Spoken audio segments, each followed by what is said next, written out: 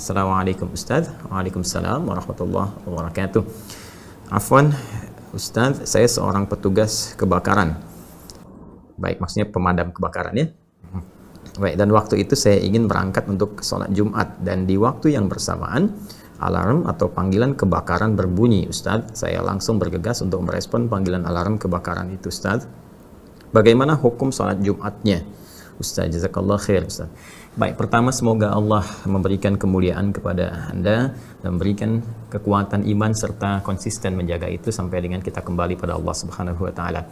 Saya sangat bersyukur dengan pertanyaan ini karena pertanyaan ini menunjukkan kuatnya sinyal iman yang ada dalam diri kita. Ya, betapa banyak orang-orang yang dalam keadaan lapang bahkan belum tergerak untuk menunaikan salat. Bahkan masih didapati dalam konteks ibadah Jumat pun yang sangat mengikat, fardhu ain dan pahalanya banyak. Bahkan sebelum dimulai sudah banyak datang tawaran pahala. Ada yang terkait dengan kemudahan dunia, ada yang terkait dengan kelapangan akhirat, kan? Masih ada saja bahkan yang menunggu khatib naik ke atas mimbar. Bahkan ada yang nunggu khutbah kedua baru datang. Bahkan ada yang menunggu sampai sholat ditunaikan. Ya, bahkan ada yang menarik sudah datang, alhamdulillah diberikan hidayah oleh Allah, tapi masih bikin khutbah sendiri gitu kan. Jadi khatib khutbah, ini khutbah di belakang, bikin forum sendiri. Nah, itu hal-hal yang untuk diingatkan untuk semuanya supaya bisa dikoreksi kembali. Karena hal demikian, apalagi bila sudah Allah berikan taufik dia bisa datang, tapi membuat satu tindakan-tindakan yang bisa mengurangi pahala Jumat, bahkan menghilangkannya. Faman lagha fala jum'atalah. Siapa yang berbuat hal yang tidak baik, yang tidak sesuai, yang tidak bermanfaat, maka berpotensi akan kehilangan Jumatnya, kata Nabi sallallahu alaihi wasallam. Kembali ke pertanyaan ini. Dalam kondisi beliau sudah siap Jumat, kan? Sudah siap untuk berangkat, qadarullah kemudian ada sesuatu yang sangat darurat, ada panggilan alarm, satu kebakaran terjadi dan beliau harus kemudian menunaikan tugasnya untuk memadamkan itu. Bagaimana dengan status Jumatnya? Pertanyaan ini dalam fikih itu termasuk dalam bab fikih aulawiyah. Aulawiyah itu adalah fikih prioritas. Jadi kalau ada dua kondisi tertentu, mana yang harus diprioritaskan? Ya, kalau kita tarik dalam kondisi salat ada fardu, ada sunnah. Ya, ketika bersamaan dengan waktunya datang, mana yang didahulukan? Anda datang misalnya atau bangun dalam kondisi misalnya dekat-dekat ke waktu subuh, Anda sholat kemudian ya tahajud, harapannya demikian, tapi harap-harap bisa bangun, ternyata subuhnya pun terlambat bangunnya, misal karena jam 5 dan sebagainya. Nah, maka mana yang didahulukan? Apakah misalnya masih sempat menunaikan sholat sunnahnya atau kemudian dahulukan fardunya? Nah, dalam kondisi seperti ini, bila memang dimaksudkan kondisinya bertemu di antara keduanya, maka didahulukan fardunya, kecuali dalam keadaan lapang tertentu yang bisa tunaikan sunnahnya dulu baru kemudian diisi dengan fardunya. Ada kondisi juga Nabi SAW pernah dalam perjalanan kemudian terlambat bangun, nah itu pernah mengerjakan sunnahnya dulu karena kondisi dalam keadaan yang sangat lapang. Tapi dalam kondisi yang darurat, misalnya Anda harus berangkat ke kantor gitu kan, kalau Anda kerjakan sunnahnya dulu kemudian bisa lebih jauh lagi, maka Anda bisa dahulukan fardunya kemudian diganti dengan sholat-sholat sunnah setelahnya, bisa syuruk atau duha. Nah, terkait dengan kondisi ini, kaidah fikihnya berbunyi begini: ad-daruratu tubihul mahdzurat. Hal yang darurat itu membolehkan, ya, bahkan meninggalkan sesuatu yang tadinya diharuskan atau mengerjakan sesuatu yang harusnya ditinggalkan. Itu ad-daruratu tubihul mahdzurat, demikian kaidahnya.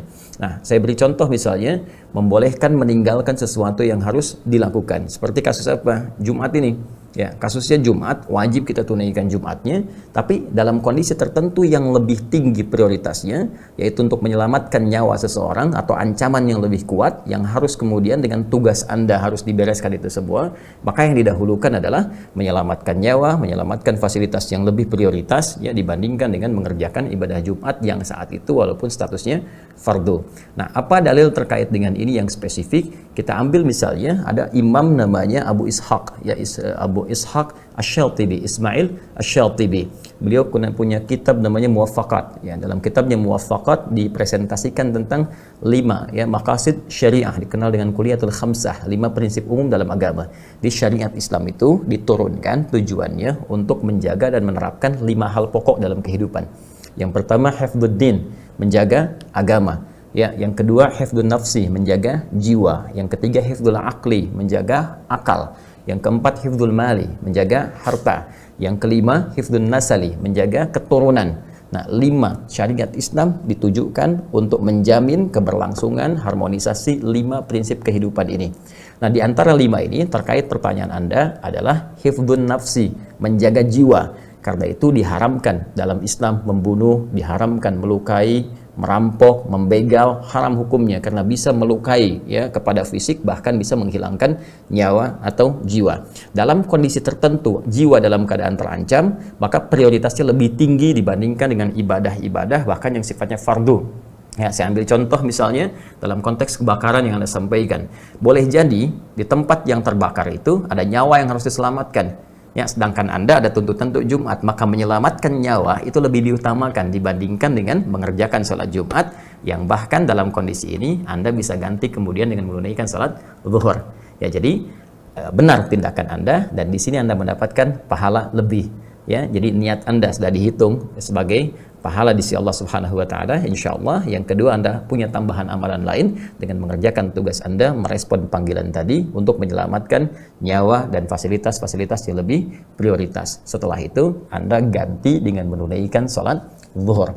Ya, kasus berbeda, misal Anda sedang sholat di masjid, ya, kemudian terjadi gempa dan Anda merasakan struktur bangunannya tidak kuat. Ya, sudah mulai ada tanda-tanda sebagian atap jatuh dan sebagainya, maka dalam kondisi seperti ini pun jangan pertahankan sholatnya. Anda bisa keluar, membatalkan sholatnya, keluar dari situ, berlindung di tempat yang lebih baik. Setelah itu gempa reda, Anda bisa lanjutkan kembali sholatnya.